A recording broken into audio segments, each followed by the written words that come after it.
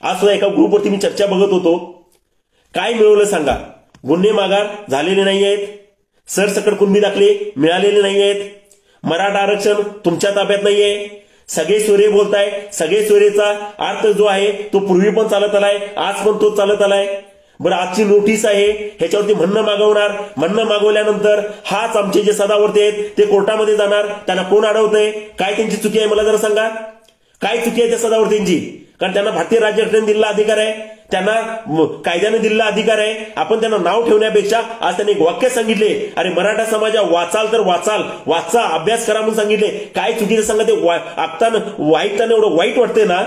आम्ही काय करायला हो? एखाद्या घटनेचे लगेच स्टेटस ठेवायचे, लगेच मोबाईलवर दाखवायचे, सगळं नाचायचं. आज खूप वाईट वाटलं मित्र, माझे बंधू जेव्हा, कारण मी मराठा म्हणून असताना मला वाईट एका गोष्टीचं वाटतंय की आम्ही सगळं जे काही करतोय ना, खूप खूप वाईट वाटतंय मित्र.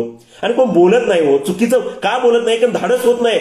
हजारो लोक समोर आहेत, कसं बोलणार? जरांगे पाटला समोर लाखो लोक आहेत, करोडो लोक आहेत, कसं बोलणार? वकील लोक तोंडात शब्द काढत नाहीत, कारण त्यांना वाटतं की आम्ही बोललो की आज समाज मला नाव ठेवणार. जसं मी आज सकाळी निखिल वाघेंचं वाक्य ऐकल्यानंतर मला धाडस होत नव्हतं, मी कसं बोलू, मात्र मी टाकले मेसेज. का टाकले? तर मला माझे जे काही मोजके मित्र आहेत समोर जे ऐकतायत त्यांच्यावरती माझा विश्वास आहे. जगासाठी करूया नको, मात्र आपल्या काही लोकांसाठी हे करणं गरजेचं असते, त्याच्यामुळे आम्ही बोलतोय. मात्र हे बोलताना वाईट एका गोष्टीचं वाटतंय की सत्य आम्ही मराठी समाजानं प्लीज स्वीकारणं गरजेचं आहे मित्र. मराठा समाज वाहत चाललाय, चुकीच्या पद्धतीनं चाललाय. आपण हे वाहत जाणं चुकीचं आहे. थोडंसं समजून घ्या, कायदा समजून घ्या.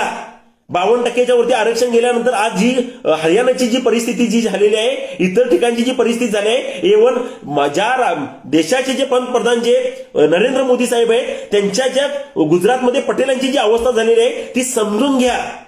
आणि ही समजून घेत असताना आम्ही वाहत जाण्यापेक्षा थोडंसं जे कोर्ट जे आहे, काही गोष्टींचा विचार आम्ही करणं गरजेचं आहे.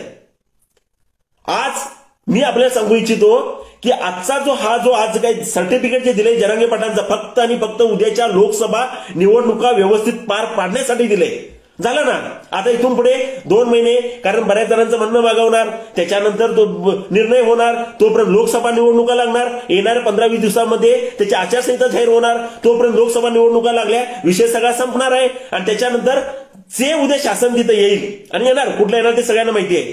ते आल्यानंतरचा पुढचे निर्णय ठरणार आहेत. तोपर्यंत बळीचा बकरा, तोपर्यंत ह्या मराठी माणसाला सगळ्यांना हुल्लू बनवण्याचं काम आजच्या ह्या तुमच्या या निकालाने केलंय. हुल्लू बनवण्याचं काम केलं. मराठी समाज प्लीज समजून घ्या. खूप वाईट वाटतंय.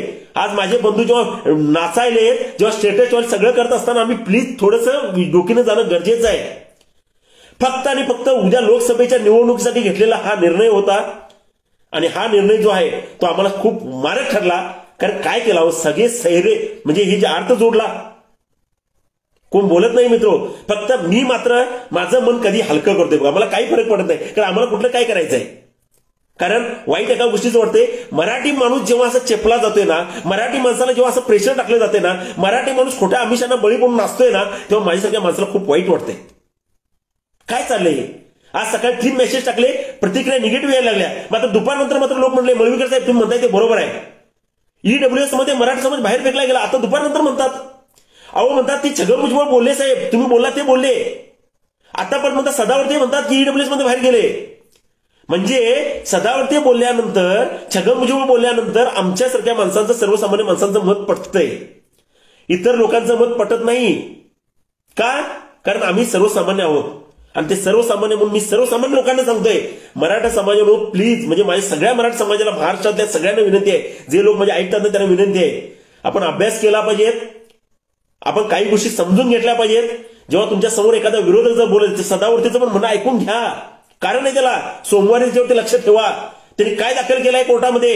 अरे मराठी वकिलातले जे मुंबईला वकील आहेत त्यांनी सगळे पुढे येणं गरजेचं आहे. या तुम्ही मराठी वकील जेवढे मुंबईमध्ये आहेत ना त्यांनी पुढे या, त्यांनी काय दाखल केले ते बघा, त्याच्यावरती तुमचा अभ्यास करा, तो अभ्यास कोर्टासमोर मांडा आणि त्याच्यानंतर पुढे या. तो अभ्यास नसताना हे जर आम्ही सगळं करत गेलो ना, खूप चुकीचं होतंय. आणि जरांगे पाटील साहेब, मी तुम्हाला सॅल्यूट करत आलोय, प्रत्येक वेळी आम्ही तुमचा स्टेटस ठेवत आलोय. आजही बरं वाटतंय की तुमची, अहो मी माझं विमानाची तिकीट दाखवतो साहेब. आज आम्हाला समाधान एका गोष्टीचं होतंय की आता पुढचे जे 3-4 दिवस आंदोलनाचे आहेत, कारण आम्ही शेवटी आंदोलक आहोत, इथून पुढचे दिवस आहेत तुमच्या बरोबरच. एक वेगळा बंद फार मोठा नाही, खरं खारीचा वाटा आम्ही उचलण्यासाठी तयार होतो. तोपर्यंत आज सकाळी बघतो तर आंदोलन माघार. काय मिळवलं हे आजच्या आंदोलनातनं? काय मिळवलं सांगा? अहो गुन्हे दाखल, माझं चॅलेंज आहे, चॅलेंज. एक गुन्हा पद्धतीला माघार घेऊन दाखवायचा महाराष्ट्र शासनाने किंवा कुणी पण. म्हणजे याचा अर्थ मी निगेटिव्ह बोलत नाहीये, कारण ही कायद्यात तरतूद नाहीये. कसं करू शकताय माघारातले गुन्हे? मग जी गोष्ट सत्य आहे ती तुम्ही का स्वीकारत नाहीये? आणि गुन्हा माघार झाला ना, बरं चला, म्हणजे आमची इच्छा तीच आहे की माघार व्हावेत. नाही होतो 167 गुन्हे घेताना आम्ही जेलमध्ये राहून आलोय, दररोज भोगतोय. हे सगळं आम्ही सगळं बघत आलोय. तुमच्यासाठी कायदा वेगळा नाहीये. मग तुम्ही मागणी ठेवताना तुमच्याबरोबर वकिलांची फळी आहे की नाही? तुमच्याबरोबर लोक आहेत की नाही? आज तुम्ही विचार करा की देवेंद्र फडणवीस नागपूरमधनं का बोलतात? का अजित पवार तुमच्या कार्यक्रमामध्ये येऊ शकत नाहीत? का शिंदेनी पुढे येऊन निर्णय दिला? कशासाठी दिला? लोकसभेची निवडणूक कधी आहे? तुम्ही आजच्या आंदोलनात काय मिळवला? सगळे सोयीचा अर्थ काय? गुन्हे माघार होत नाहीत, मराठा आरक्षण मिळू शकत नाही, राहायला सरसकट कुणबी दाखले ते तुम्ही देऊ शकत नाही. मग नेमकं काय मिळवलं आंदोलनातनं? उद्यापासून परत परीक्षा चालू होणार, उद्यापासून परत एकदा त्याची शहानिशा होणार. परत तुम्ही म्हणणार की आम्ही परत आंदोलन करू. आंदोलन करण्याबद्दल साहेब काय नाही, आंदोलन केलीच पाहिजेत. आंदोलन हे भारतीय राज्यघटनेचा सगळ्यात महत्त्वाचा घटक आहे. आम्ही सुद्धा आंदोलन केलेली आहेत. आणि आंदोलन करत असताना, सर्वसामान्य आंदोलन करत असताना जरांगे पाटील साहेब हे तुमचं विश्वासलं आंदोलन आहे. मी तुम्हाला का म्हणतोय माहितीये? तुम्ही फक्त त्या जालनाचे नाही आहात, तुम्ही फक्त महाराष्ट्राचे नाही आहात, तुम्ही या फक्त देशाचे नाही आहात. हे जगामधलं एक नंबरचं आंदोलन आहे, जगामधलं. आणि त्या जगामधल्या आंदोलनाचं आज तुम्ही वाशीमधनं परत येताना ही मोठी जीवनातली चूक केलाय. ह्या जी चूक तुमची आहे ना, ही तुम्हाला होण्याचं कारण असं आहे की तुम्ही ऍक्च्युली आत जाऊन उपोषण गरजेचं होतं. कारण असं होतं, त्याच्यामुळे केंद्र शासनाला जाग येणं गरजेचं आहे. आणि जोपर्यंत केंद्र शासन जागा होत नाहीये तोपर्यंत काही होत नाही. आणि केंद्र शासन कधी जागा होऊ शकते? जेव्हा तुम्ही मुंबईच्या त्या आझाद मैदान किंवा जी आखली जी सगळी मैदान होती ती मैदान मारली असती, डेफिनेटली नरेंद्र मोदी साहेब सगळे जागे झाले असते. मात्र आज तुम्ही युद्ध जिंकलात, सगळ्यांचं तेच आहे. छत्रपती शिवाजी महाराज सुद्धा आयुष्यभर तह केले गेले. का त्यांना एवढं मानतात? त्यांचे तह जे होते ना ते आयुष्यभर सर्वसामान्य माणसांसाठी होते, ते जिंकले होते. आज वाईट एका गोष्टीचे सगळे म्हणजे लाईव्हचा एंड करताना आम्ही तहात जे हरलोय म्हणतात ना, सगळे मेसेज वगैरे येते, खरोखर ह्या तहामध्ये तुम्ही काहीतरी गोष्टीचा विचार करायला पाहिजे होता. तेव्हा माझी सगळ्या मराठी बांधवांना विनंती आहे की आपण जायचं आहे. भले निगेटिव्ह प्रतिक्रिया पडतील, काय पडतील नाही, ह्या म्हणजे कमेंट आणि इतर गोष्टीवर आपल्याला कुणाचंच हे नसतंय. सत्य परिस्थिती स्वीकारली पाहिजेत. मराठा आरक्षण 52% बाहेर गेल्यामुळे आपल्याला मिळू शकत नाहीये, ते केंद्र शासन ताब्यात आहे. त्याच्यासाठी मी पूर्वी पण सांगितलं, खासदारांना टार्गेट केलं पाहिजे. जसं मला माझ्या कोल्हापूर जिल्ह्यातला तो मंडलिक जे आहेत त्यांना टार्गेट करावं लागेल, माने आहेत त्यांना टार्गेट करावं लागेल, कारण ते इथलं नेतृत्व करतात. असं प्रत्येक जिल्ह्यातले जे खासदार आहेत त्यांना टार्गेट करावं लागेल. त्यांना जाब विचारावं लागेल. जाब असा विचारावा लागणार नाही की ते दिल्लीमधनं इथे येताच कामा नये. हे मागे पण मी सांगितलं होतं. सरसकट कुणबी दाखले मिळू शकत नाही, पूर्वी पण सांगितलं, आज तुम्ही बघताय प्रत्यक्ष. आणि सगळे सोयरे मराठी शब्दाला आणि ब्लड रिलेशन इंग्लिश शब्दाला काय फरक केला तुम्ही समजत नाहीये. आणि गुन्हे दाखल साहेब एक वकील म्हणून सांगतो, माघार होऊ शकत नाहीत. त्याच्यामुळे आजचं जे एकंदरीत जे आंदोलन जे झालं, तुम्ही जी माघार घेतली ही मराठ्यांची फसवणूक झाली. वाईट वाटतंय, अशी मराठ्यांची फसवणूक होऊ नये. कारण माझा बिचारा भाऊ जेव्हा मुंबईमध्ये नाचतोय, जेव्हा सगळे सेल्फी ठेवतात, जेव्हा सगळे कार्यक्रम करतात, एका गोष्टीची खंत वाटते की तुम्ही नेतृत्व करणारी माणसं आहात, नेतृत्वावरती विश्वास असतोय. आज त्या बिचारांना समजत नाही कायदा काय, मात्र झोपताना कुठेतरी विचार करतात की माझ्या म्हणजे लेकरांना पुढे भविष्यात काहीतरी मिळणार आहे. आणि लेकरांना जर मिळायचं असेल तर मला वाटतंय की सगळ्यांना कायदेशीर जर पुढे जाऊनच आम्ही हे मिळू शकतोय. नाहीतर तसं जर आम्ही फक्त आंदोलन करून जर मिळवायचं म्हटलं तर हे आंदोलन माझ्या मते 100% अपयशी झालंय कायदेशीर फक्त हे मिळवण्यासाठी. मात्र दुसरा फायदा एवढाच झालाय, मराठ्यांची ताकद काय, मराठा कसा एकजूट होऊ शकतोय, मराठा काय दाखवू शकतोय, हे मात्र जरांगे पाटील साहेब तुम्ही दाखवला. त्याबद्दल तुम्हाला सॅल्यूट. मात्र त्याच वेळेला कुठंतरी युद्ध जे होतं पृथ्वी तलावरचं तुम्ही जिंकलाय. फक्त ह्याच्यावरचं जिंकलेलं नाहीये, पृथ्वी तलावरचं. मी का म्हणतोय, असं आंदोलन ह्या पृथ्वी तलावरती कुणी केलं नाही जे जरांगे पाटलांनी केलं. मात्र रात्रीचा तुमचा निर्णय 100% अपयशी झाला. तुमची पुढे आगेकूच गरजेची होती, कारण त्या आगेकूचवरती आमच्या नरेंद्र मोदी साहेबांना जाग आली असती आणि एक वेगळा निर्णय झाला असता.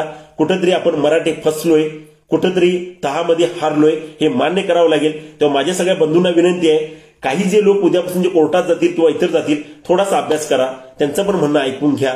आणि हे सगळं करत असताना आपल्याला सगळ्यांना एकत्र होत असताना ह्या राजकीय लोकांना मात्र जाब विचारावं लागेल. अजूनही कुणीही सत्य समजते, बोलायची भानगडीत पडत नाहीत, वकील लोक पण पडत नाहीत. मी सांगितलं की त्यांना भीती आहे कुठेतरी की आम्ही बोललो तर काय होईल. तेव्हा आम्ही मराठा समाजाने इथून पुढे जे सदावर्तीचं शेवटचं जे वाक्य होतं, मला ते वाक्य ऐकून खूप वाईट वाटलं. वाचाल तर वाचाल, त्यांनी जे वाक्य बोलले बघा आज त्यांच्या मुलाखतीमध्ये, मला पण वाटते जावं त्याला कानपटात दोन मारावे किंवा आणि काय करावं असं खूप वाटतंय. हो, नाही करता येत नाही. का करता येत नाही सांगा. त्यांनी सांगितला की तुम्ही भारतीय राज्यघटना जी आहे ती बदलण्याची ताकद कुणाजवळ आहे हो, कायदे बदलण्याची ताकद कुणाजवळ आहे हो, ती खासदाराजवळ नाही, दिल्लीमध्ये आहे. तुम्ही ती करा, ती बदला. जोपर्यंत आपण ते करत नाही तोपर्यंत यशस्वी होणार नाही. भलेही आज हे सगळे अध्यादेश निघतील, नोटिसा निघतील, काही लोकांची म्हणणी मागवण्यात येतील. बघा तुम्ही, ही फक्त लोकसभा निवडणुकीसाठी चाललेली शिंदे सरकारची आमच्या तयारी होती. आज शिंदे सरकार यशस्वी झालेत, शिंदे साहेब पुढवणे यशस्वी झाले. मात्र मराठ्यांना मात्र फक्त आणि फक्त गाजर हातात दिले आणि ते गाजर लक्षात घ्या आणि पुढची आपण काय रणनीती करायची हे सगळ्यांना ठरवा. ह्याच्यासाठी माझी पहिल्या